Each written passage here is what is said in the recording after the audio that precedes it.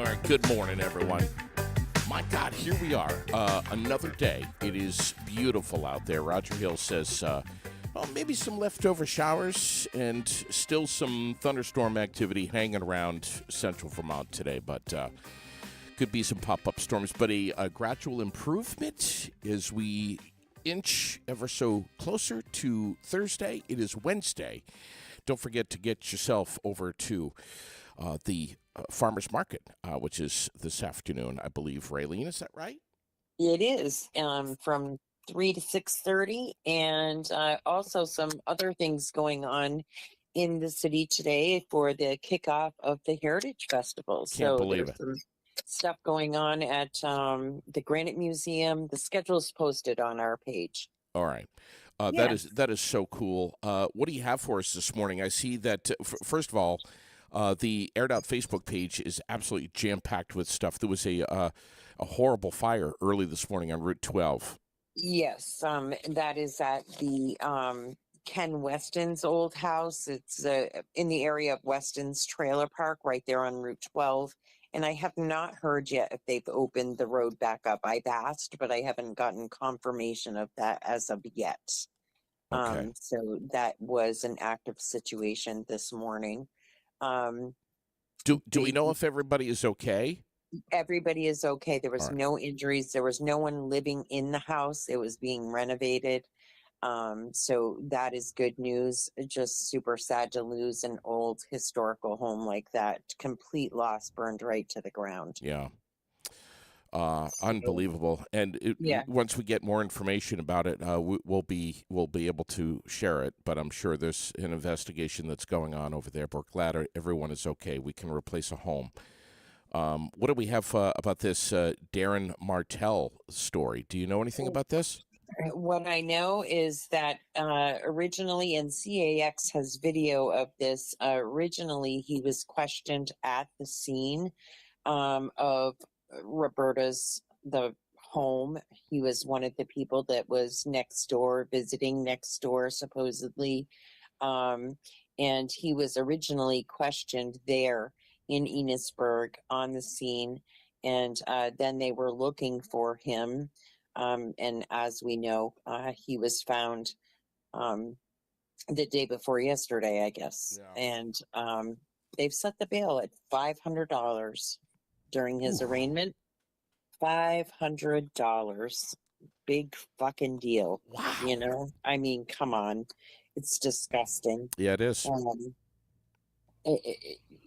Because he could call bondsman and be out for far less. Yeah, what, $50, right. $100. Put him right out there on the streets. And obviously he's an extremely dangerous person, considering he was in a community of 55 and plus and next to a school when they found him masturbating in the woods. Yes, was that yesterday or day before? Yeah, I Day believe before. Yes, it was on Sunday. Crazy. So just absolutely insane, disgusting, really. I don't know where these prosecutors and judges get their, that would have been a judge's decision to set bail at that amount. So we see exciting news here that Grace Potter's going to be back in town, right? She is. After 4-year hiatus from Vermont, she is going to be back in town. I wonder if she'll bring Kenny with her this time. Oh, God. You never know with Grace. That's right. She always is, surprising us with things. So she'll be at Grand Point North. Yeah, big music fest. Yeah, this weekend. So awesome to have her back in town. For sure. Talk to me. What else? I'm just so much. One of the big news this morning that is catching a ton of attention is the fact that Blue Cross and Blue Shield is crying poverty. Yes. And they're going to hike the rates of health insurance premiums yet again. And that's a lot of comments, a lot to say about that this morning, for sure. Mm-hmm. And I've already seen some of them, and I'm a customer myself, so we're going to be watching that story. It's Yeah, unbelievable. as am I. And then, of course, we have the press release from the city of Barrie on July 23rd, which was yesterday. During a 3-hour time span, the Barrie City Police and Fire Department responded to 4 separate reports of overdose, none of which were fatal. Thank God. Wow. One of the individuals reported smoking what they believed to be crack cocaine prior to overdosing.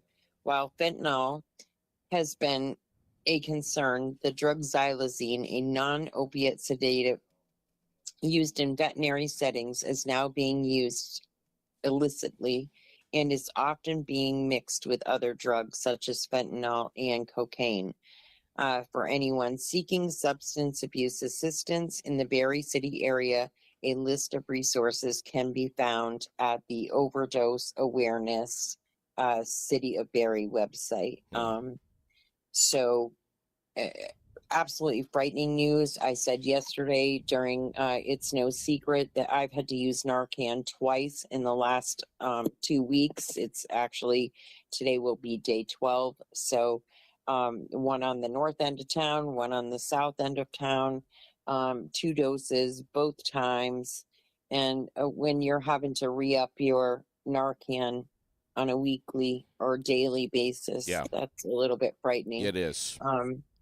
So, add those to what the city police department is already dealing with. Just absolutely frightening. So be careful, people. Absolutely. And into the community, be careful what you're touching, what you're doing, what you're seeing. I know that it's in our nature to pick things up off the ground and maybe throw them in the garbage, but you need to be careful of plastic bags, little rubber containers. Sure. You need to really be careful what you're picking up, For because sure. getting that on your hands is not okay and could be harmful to you as well. Yeah.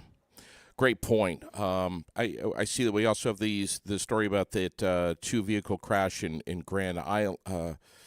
Yes, with a fatality. Yeah, and the other one, police are up in the kingdom are looking for a man that's been accused of attacking a 17-year-old with a shovel. So there's just some crazy shit going on. There is Wow. some crazy shit for sure. And we can't forget to mention that today is Ladies' Day for Vermont Quick Lube and Car Wash in South Barrie. So all the ladies get to go over there, get all lubed up, car wash, flower, thank you, and a smile from all the guys there that are happily working to get you in and out of there worry-free and on your way. God love them. Yeah. Vermont Quick Lube and Car Wash, one of our presenting sponsors. Thank you so much, Raylene. Yes, absolutely. And just keep watching the page. I mean, there's a ton of stuff on there.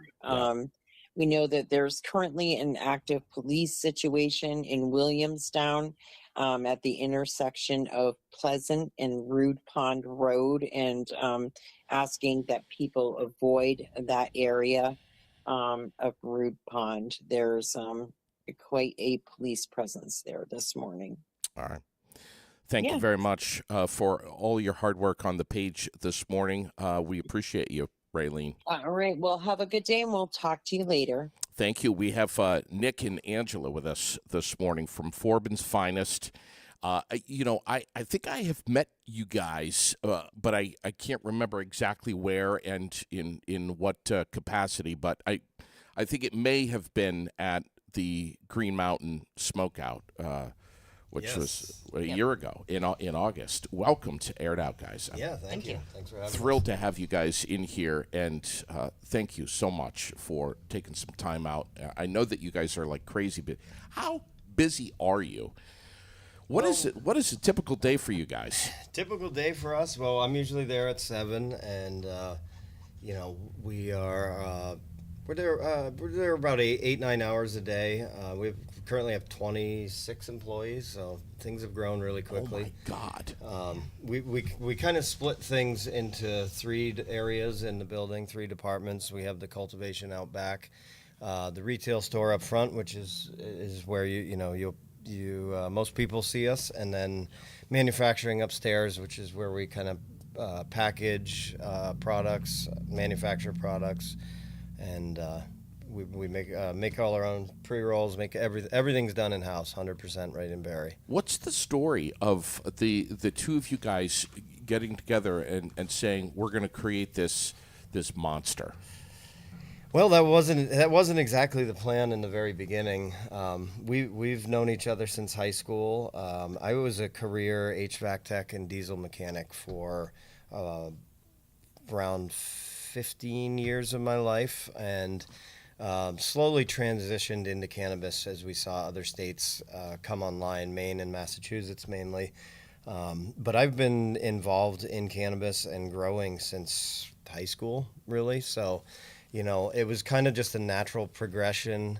We, like I said, we saw other states come on. I started working for other growers on the design build aspect for cultivation facilities. And then when the laws changed here in Vermont, it was actually kind of a surprise to both of us. I think a lot of people in the state had seen kind of a few big pushes and a few proposition bills, but just no real solid action. So when it happened, it was like it happened quickly. Yeah, you and had to move fast. We had to move fast. This was our opportunity, and we had originally planned for a little bit smaller of an operation. We had planned to start out at home, but then due to the way the laws were kind of being written as we had a federally backed mortgage, so we weren't sure if that was going to be allowed or not. Yeah.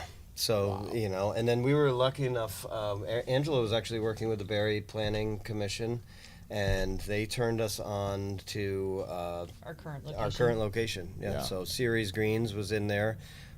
They were a hydroponic lettuce and microgreen. I'm sure you met those guys. And yes. Unfortunately, they shut their doors because of COVID. They lost their employees, and the restaurants closed. So it was kind of a unique opportunity for us. And Tom Lazan was our landlord, and he was really helpful getting us in there, helping us work with the asset acquisition company that was handling things for Ceres, and it just kind of ballooned from there. And we did a lot of events, we did a lot of advertising, and talking with people before licensing, almost 2 years before licensing, and it kind of just took on its own momentum and grew from there. Word spreads quickly. Yeah, and we've got an amazing team. I'm really proud of our people, proud of our products too. I mean, that's really ultimately what has launched us to where we are. There's a couple of guys in there that I've chatted with. Brandon, I think, is one of them. Just good people and knowledgeable. Oh Damn. yeah, yep. Wow. Brandon Marshall. So he's our he's a co-owner, retail manager, and he's been in sales his whole life. But another guy that's really been in cannabis a long time. One thing about Vermont and the way that things have happened here, in contrast to other states, is Vermont legislators really made sure that legacy operators, people that have been growing for themselves, for their friends, their whole life, had the first opportunity to get into this industry. And that is, I think, one reason why we've seen so much success. Not just us, but so many companies have been really successful, because these are people that have been involved their whole life, and they're experienced, in contrast to Massachusetts, where literally if you don't have $1 million, you're not even talking about a license. And Exactly.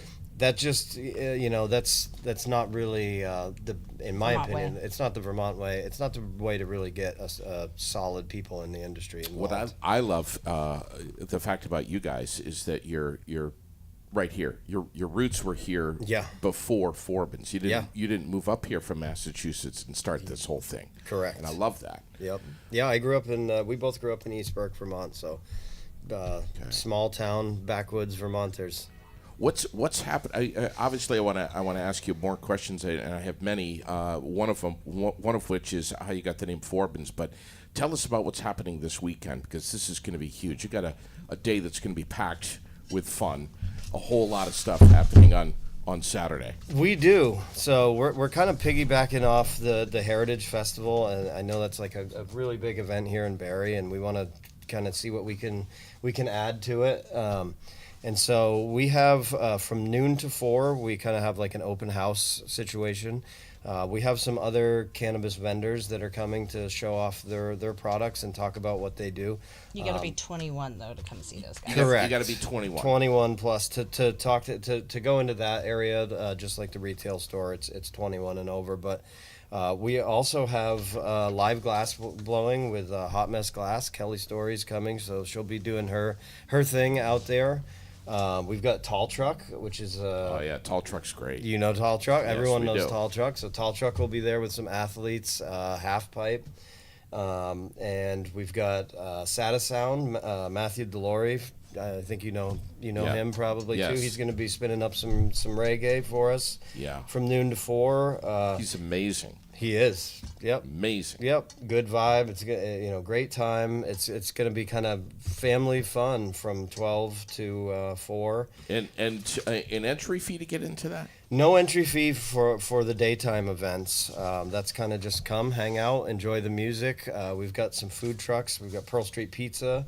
Lots of games. Lots of Games games. to play. Yep. So family fun from noon to 4, and then the after party is where the real fun, the adult fun starts. We've got a couple artists. Yeah. So got a couple artists coming in. We've Julian Sabarano is coming in from Burlington, and he does kind of jazz and funk stuff, hip hop beats.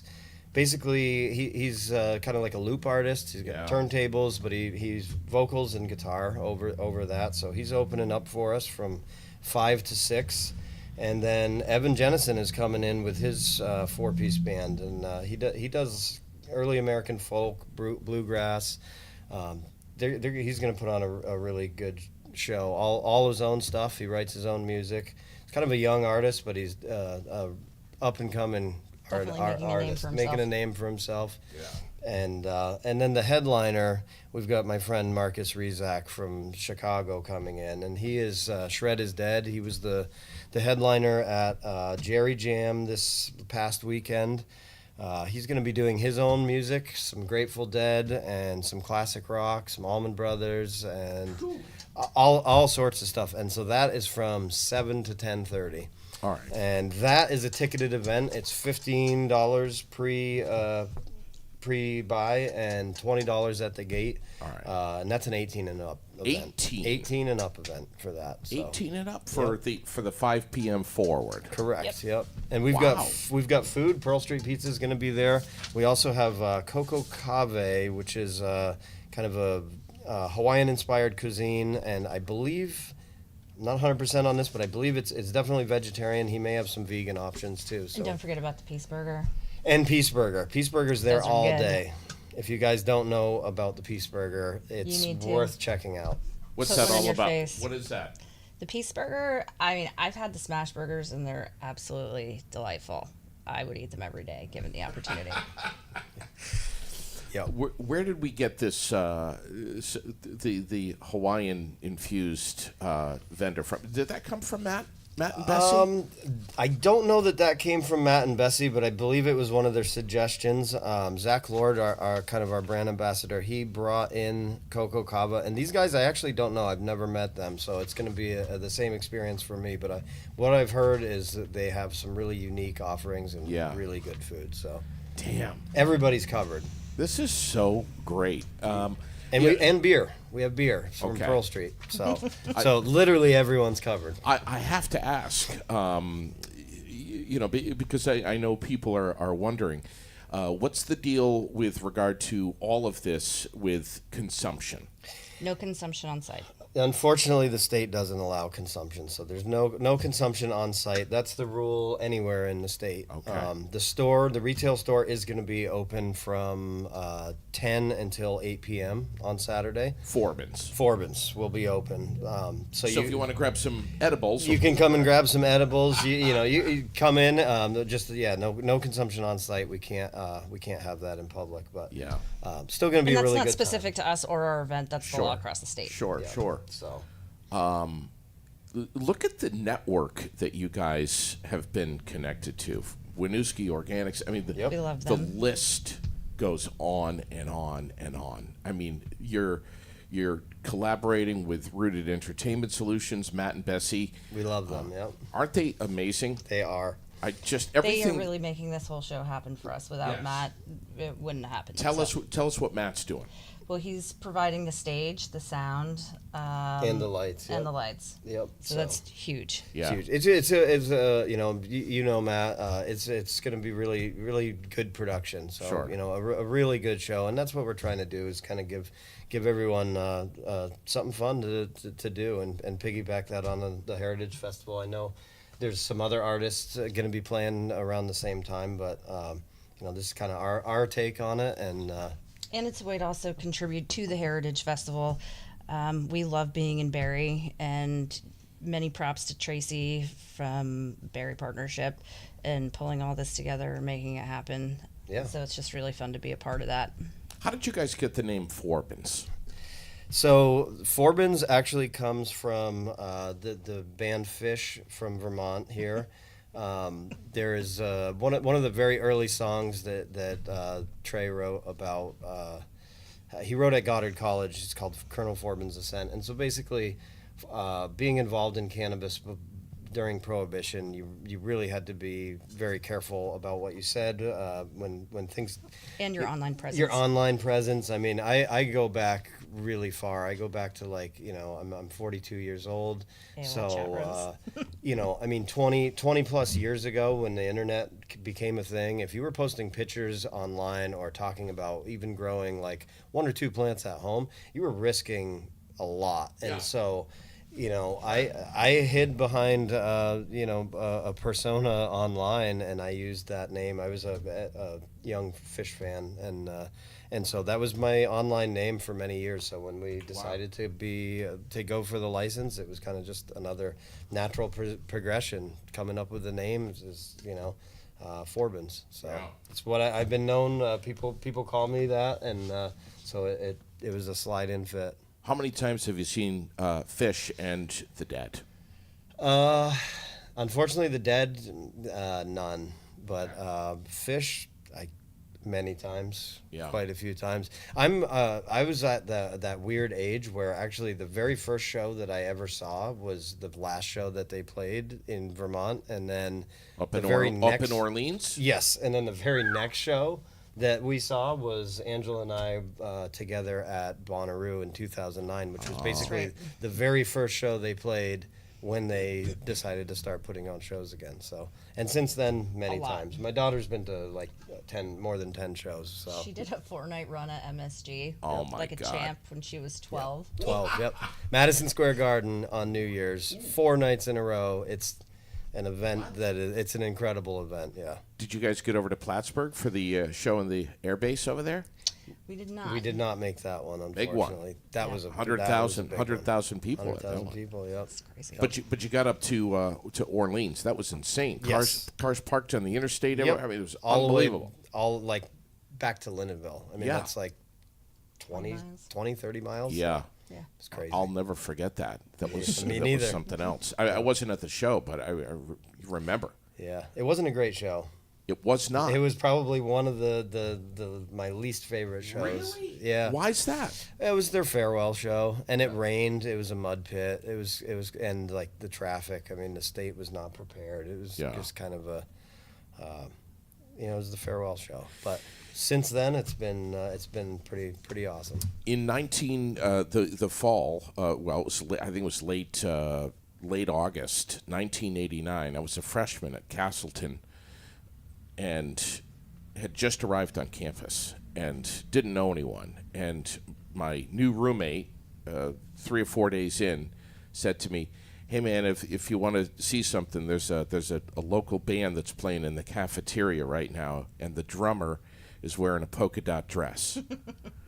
And I was like, "Yeah, fuck it, I got nothing else going on." So I went down to the cafeteria, and that was my introduction to Fish, 1989, and they were a Nectar's band at that point. I mean, but they just literally incinerated overnight. Yes. Mm-hmm. Overnight. Yep. It was like it was crazy. It was crazy. Yeah, for people that have never seen it, it's an experience. It's not just the music. It's really it's a whole experience, and their fans are extremely dedicated, but they really put in a lot of effort to make sure that they connect with fans, and Right. I think that's why they have been so successsul. Yeah, absolutely. The show she was talking about, like Madison Square Garden, 4 nights in a row for New Year's. There's always the night 4 at midnight is like some sort of a surprise. I mean, there's like crazy things you would never imagine. Yeah. Giant production. Yes. They rode in like I think 94 or 95. They all rode in a giant hot dog, which was on a cable, into the stage and then landed, and just like crazy Wild things stuff. that bands don't do. But Yeah. it sets them apart. You Pink Floyd fan? Of course. Yeah. Yep. They do. They used to do big production Same- shit like that. same stuff, yep. 70s and Yep. 80s. Yep. Yeah. Amazing. Blows your mind, and you're like, you don't forget a show like that. Yeah. It's like, yeah, the music was good, but man, the crowd and the band and like just the whole vibe Yes. was incredible. I've never seen Floyd in concert. It's obviously I missed that, and I'll forever regret it. But a friend of mine was talking about how he went to see Floyd. I think I want to say 1980, maybe 81, and there was a giant pink pig that was Yeah. made out of lasers that Yep. was walking on top of the crowd. I mean, Yep. can you imagine? Can you Totally. imagine? Yeah. Yeah. Wow. Yep. So, what are you guys hoping that is going to sugar off with the state of Vermont with regard to a lot of things? I mean, THC content, edibles, consumption in general, the laws, the industry. What do you think is going to happen in Vermont, and what are you hoping is going to happen? I think that the THC caps on edibles I think eventually they'll go away. I think that we're going to get a lot of pressure from the Mass and New York markets for higher THC levels in those products. I think that we will eventually have consumption licenses. I just fear that they're going to be new in the beginning and they're just going to be really expensive. And so it's going to be out of the hands of a lot of folks to be able to produce an event like that.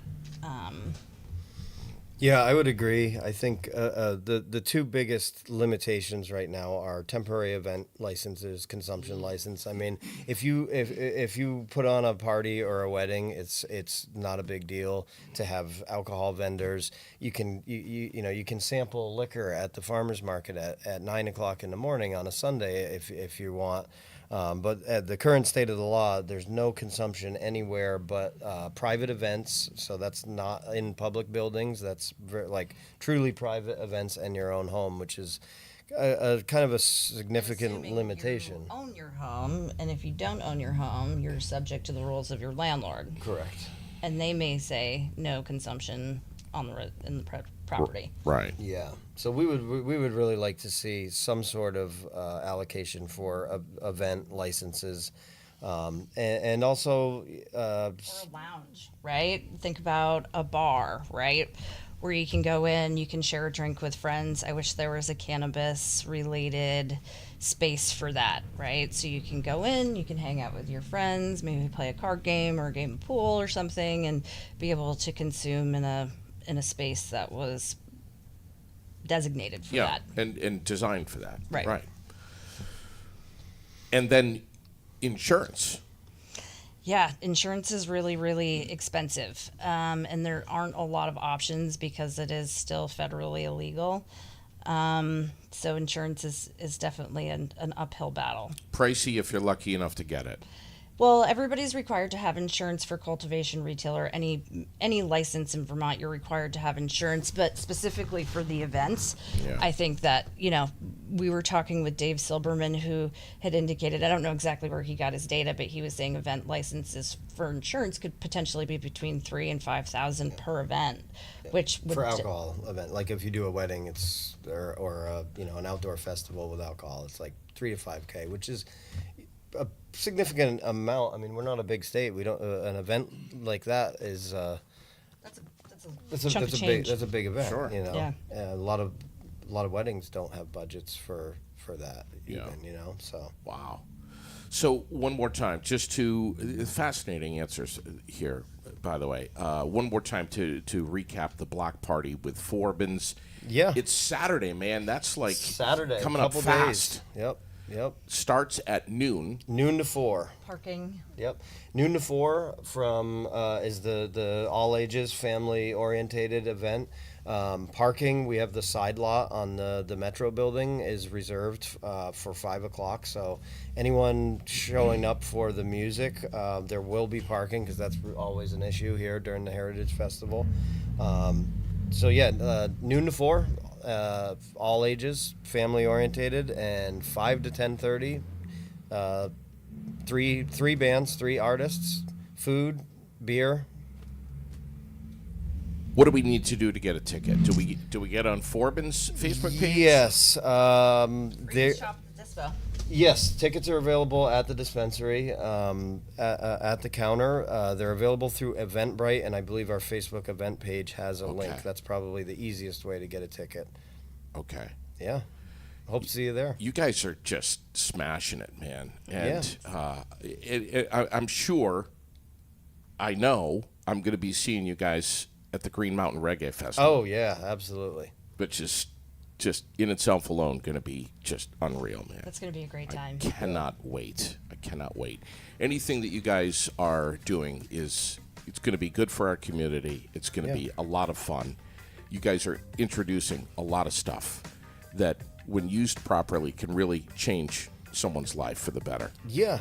I mean, that's kind of our goal. And our goal from the beginning was to kind of try to normalize cannabis use and show that we can, give back to the community and bring some good out of it and hopefully change some minds. You were asking about some of the laws earlier, and there's a lot of people, there's a lot of stigma around this, and even with the changing of the laws, there's a lot of people that just don't know or have concerns, and we're trying to just shine a light on some of the good that can come from this. And well, in addition to that, I like to think of cannabis as an end gate drug. So people that are trying to abstain from harder drugs, that is an epidemic even alcohol. currently, even alcohol. So using cannabis as opposed to some of those harder drugs, to kind of lead a path to sobriety. Recreationally, Recreationally, and I do think that is a good and useful tool for people. Yep. Yeah. You guys excited to see Sundub and Coyote Island in Oh, September? yeah. That's gonna be awesome. Absolutely. Jeez. And Mighty Mystic. Oh, Mighty Mystic. Oh, Mahali. Mahali, The list totally. goes on. Yeah. I mean, Rooted Entertainment Solutions is just unbelievable. Absolutely, yeah. that's- Shout out to Matt and Bessie for helping us out, and for honestly all the great events that they put on. Yeah. We did That 420 was the 420 amazing. event was amazing. Yeah, so anything that they put on is worth going to. Actually, one of the very first events we ever did was at East Coast Fan Builds Yeah. in Bradford. Yep. So that was a while God, ago. yeah. Yep. Thank you guys so much Yeah. for coming Thanks in. for having us. Nick and Angela from Forbins Finest. You guys are open how many days a week and what 7 time? days a week. We're open 7 days a week from 8 until from 10 until 8, and then on Sunday from noon to 4. All right. Right here in Barry. Right here in Barry, Metro Way. Look for the green door. Right behind Nelson's. Right just behind Nelson's Hardware, Straight, yep. straight back. Yeah. Thank you guys so much for coming in. Yeah, thanks for having us. We look forward to seeing you on Saturday. Awesome. All right. All right.